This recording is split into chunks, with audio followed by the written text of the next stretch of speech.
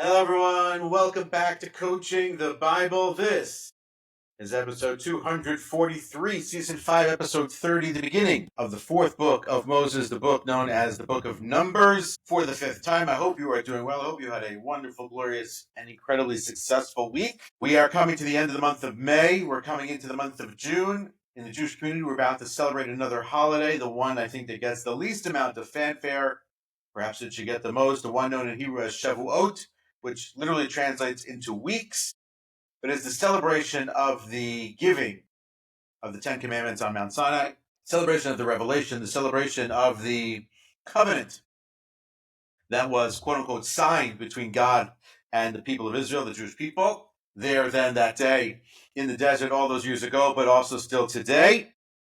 That comes our way on Sunday evening. So those of you celebrating, happy Shavuot, Chag Sameach to you. And if you're staying up that night, because the custom is to stay up on the night of the holiday all night to learn, more power to you. It's an incredible thing to do, an incredible accomplishment, and really, hopefully, should enhance your celebration, your holiday, whatever it is you're studying, whoever it is you're studying with, whatever it is, and wherever it may be. So, happy holidays to everyone. Another note, before we record our next episode, 244 next week, I will have celebrated a birthday. That will be birthday number 50. And that's a big one.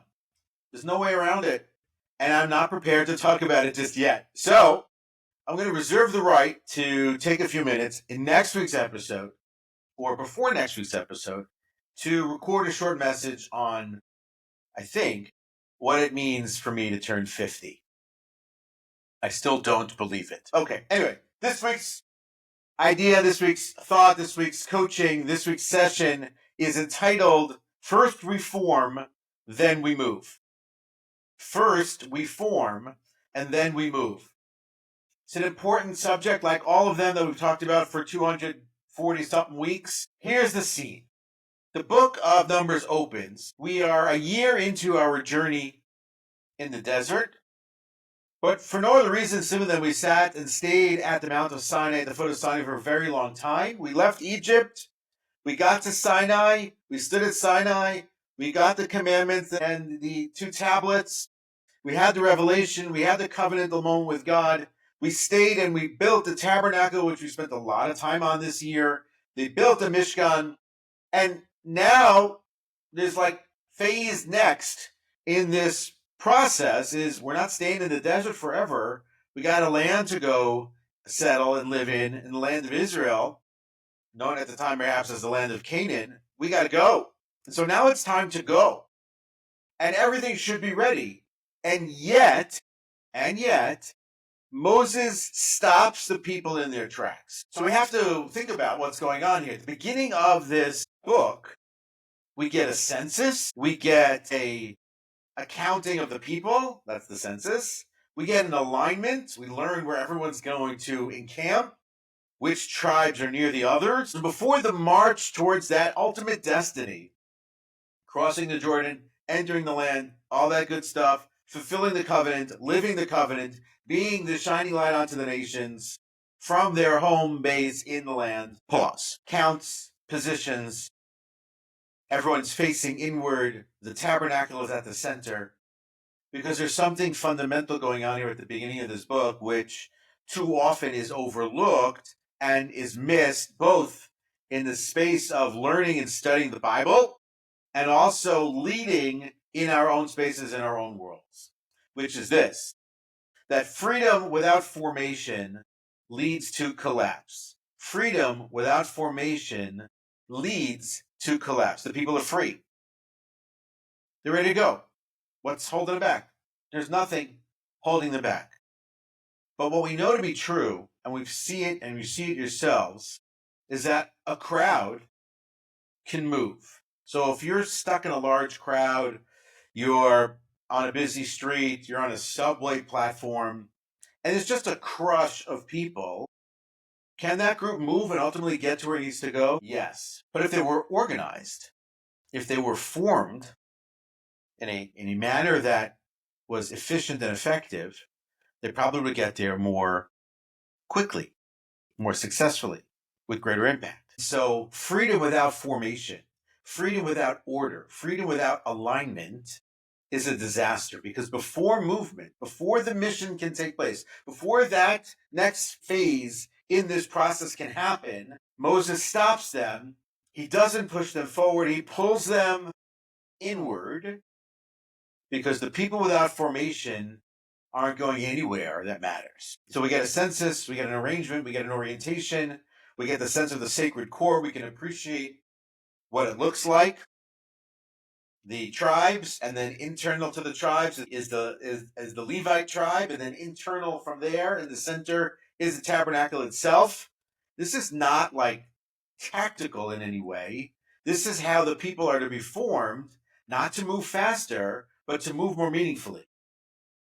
And meaning is part of the motion here, not just speed. I don't know if moving in this format, this squared format, is the most efficient or the most effective. They didn't move that way till this point. At least it's not clear that they did. Because the Bible doesn't tell us more than that they came unified to the mountain of Sinai. But that means that they were maybe spiritually aligned, but they were in the same boat. It doesn't say how they actually moved. There is a midrashic literature about how they crossed the sea. One idea that they crossed in tribes. But for the most part, till this moment, they're very much not tribes. They're very much a nation, but they're not organized. Over the course of time, organization takes root, because you get Moses as the leader, Aaron as the priest, you get the 70 elders, you get all that in place. You get the judges. We talked about the judges with Jethro. But in terms of the national structure, or does it matter that I belong to the tribe of Reuben as opposed to the tribe of Dan? Well, now it matters. Because now you know where you're going to live, where you're going to sleep, where you're going to be, who you're going to be next to, who you're not going to be next to.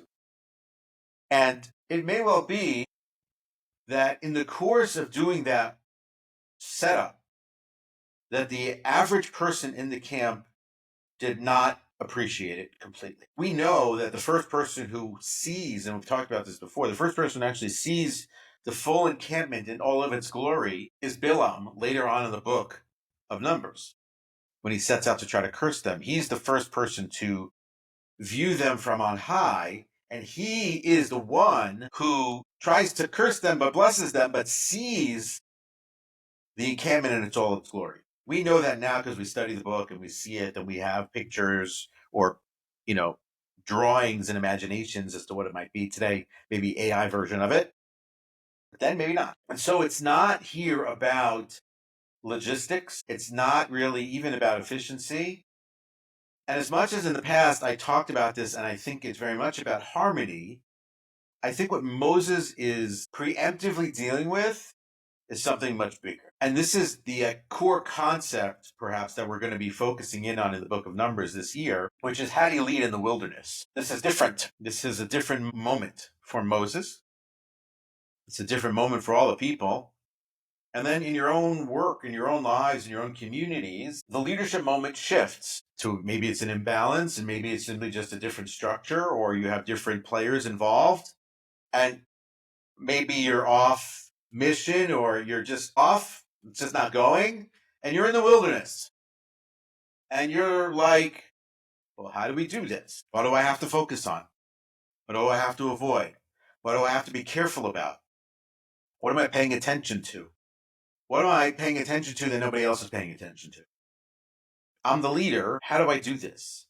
And so what I think Moses is approaching here is something profound and deep, and actually quite scary if it's not attempted to be dealt with, which is what I'll call spiritual entropy. Yes, that's a heavy term. Spiritual entropy, which is what I would say is the quiet unraveling of meaning after a high, spiritual high. I want to be clear here.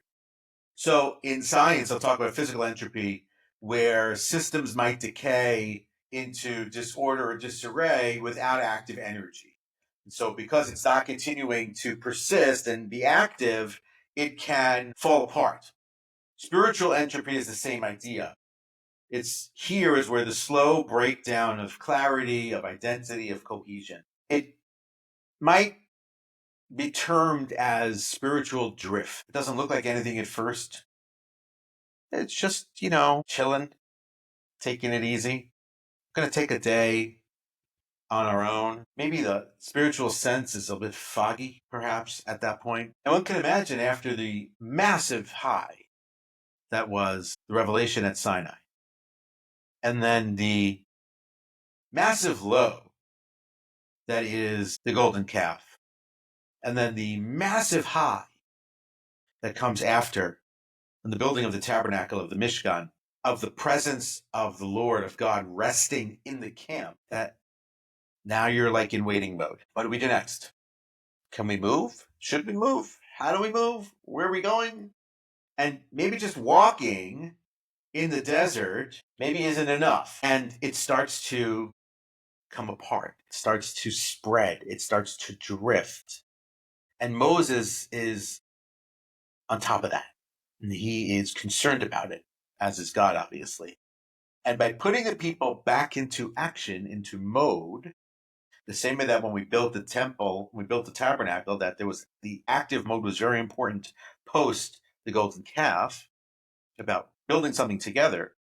So here it's the formation of the community, of the unity of the people together, which is an attempt at avoiding this idea of spiritual entropy and of drift by creating order and alignment and clarity around all those things is an attempt to avoid potential rebellion. And Moses sees this, and without intentional reinforcement, which is what he's doing here, but without the realignment of the people into specific spaces and creating sacred meaning and sacred focus by turning them inward to themselves, but also turning them directionally towards the tabernacle, which is at the center, he's trying to avoid and evade this potential disaster. And we see it in the Bible. Grumbling over food, the desire to return to Egypt, the lack of courage in the story of the spies, the tribal rivalry that explodes in the story of Korah, the turn to idolatry around the time in the story of Pinchas or Phineas later on. They're actually not random. There's symptoms of the system that has lost some form of gravity to it and seepage into it that causes and allows for the space for these things to happen.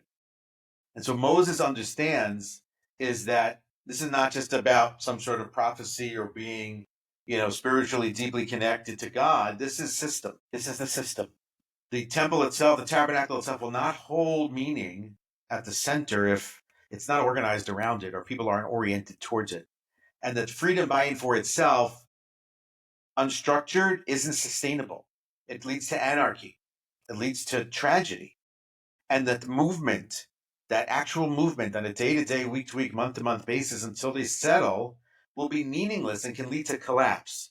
And so he acts preemptively. He stops the forward momentum. He counts the people. He positions them around the tabernacle. And he ensures that every tent is facing the sacred, is facing the center. And this is a spiritual countermeasure to collapse.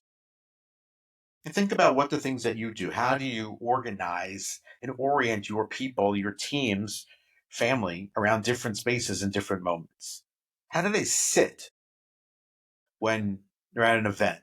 How does your team lay out in terms of where everyone's offices or cubes are in your office space? Communally, how does it lay out in terms of, let's say, a synagogue or a church or a mosque? Who sits where? Sounds trite, perhaps. But how do the seats turn? Where do they face? I remember years ago when I was in graduate school for education. Yes, that's a thing. I actually went to graduate school for education a million years ago. We did an exercise with one of the professors on designing the perfect classroom. It was an exercise in a teacher trying to get us to think about what would be the most conducive setup for success in a classroom. And so he was curious as to what we would want in that room or how we would situate the desks and at the time, the whiteboard and the teacher's space and who got more space and how were the kids set up. Think about the classrooms you were in. First grade, I remember we sat desk to desk. I think it was in sets of 4. But then you sat in rows, alphabetically, or by height. Hopefully not by grades or by behavior, because that would be terrible. But I think that probably happened. Or you moved into a semicircle to reorient the room around a central pillar, a central focus, a central person, whatever it may be. But that orientation is what helps to maintain and to foster the freedom that you're looking to create. So as a leader, you have ample opportunity to think about how that's going to be, how that's going to look, how that's going to work. And you can tinker with it, you can play with it, you can figure it out. I mentioned it once before, maybe at least once before, in Coaching the Bible as well. When I started in the rabbinate and I had an office in the synagogue, I had a small office in the synagogue, and when I got in there, it was set up a certain way physically. This is a thing I did everywhere I ever been to where I had an office. I rearranged the furniture on the first day. It was just a thing. It, I think, drove people crazy because they would come in. I remember in that space in the synagogue, I came in the next week and it had been moved back. In another place where I had worked, same thing, that the custodial crew had moved all the furniture, the desk and the chair and the computer back to where it was before. And I had to explain to them that for me, that sort of sacred space worked in that way that I wanted it and not the way that they had wanted it before. That's like my version of feng shui. But you have to think about that. And when there's an opportunity to do that preemptively, like at the outset, to orchestrate how that's going to go for the future and not reactively later on, that's an opportunity. And so Moses takes that opportunity to help form the team into the spaces and the places that are going to be best and most accurately and effectively and efficiently and meaningfully suited for the people where they're going to be. And so it fits in very beautifully to something we talked about way back, Coaching the Bible, about teams, the idea of Bruce Tuckman's group development model, 1965. I didn't learn in 1965, but that would make me 60 this week and not 50. Goodness gracious God. Anyway, 1965, Bruce Tuckman introduced the idea of group dynamics, which is used in team building and leadership, organizational development. And what he described is the 4 stages of group development, what are called forming, storming, norming, and then performing. And that they really have to have that in that sequence. We talked about it way back. I'm not going to go into all of it. But basically, every single step of that is crucial for the success of the group dynamic development over the course of time. And the first stage of that is what's called forming. So people are polite. They're not sure about who everybody is. They're seeking clarity. There is ambiguity around everything. Roles are unclear. Trust is weak and fragile, and alignment hasn't yet formed. So what Moses is doing, and what Tuckman talks about there, is the idea that before the team can perform at its highest level, it has to be organized. And this forming stage has to happen. And this forming stage of the people has actually happened. And so they went through forming, and they went through a little bit of the storming stage, which is the conflict space. They've done a little bit of that. They're going to do more of that. But the truth be told, because of what Moses has done here, that's actually limited. I know it's wild rebellions, but it's actually limited because of the structure and the organization and the orientation of the community. Number 3 is the norming phase, where the shared norms and values and trust begins to take shape, cohesion begins to develop, and then ultimately is performing. The team becomes high functioning, highly successful, adaptive, and mission driven. They're not optional. The people here have received the 10 Commandments. They have built a tabernacle. They have lived through foundational moments together, but they are not yet formed into a people who fully, completely, absolutely trust one another, completely, fully, and absolutely understand their shared purpose, their shared mission, and can carry that forward. We take it for granted. They're the 12 tribes. But the truth, as we mentioned before in other places in Coaching the Bible, each one of the tribes has a unique personality. We know, symbolically speaking, and the Bible mentions this, each one of the tribes sits or has its own flag, which seems like a strange concept. But this flag is an identifier, and so it has a color, that's all to its own. It belongs uniquely to each one of the tribes. Everyone can identify with it. It's their flag. You're a fan of a team? Same idea. I'm a New York guy, so I'm a Knicks, Rangers, Mets, Jets fan. Goodness gracious, God, after 50 years, perhaps I should reevaluate that. But I always joke about bleeding the blue and orange of the Mets and the Knicks, or the green and the white of the Jets. The Rangers I care a lot less about these days. It's an identifier. It's my tribe, my people.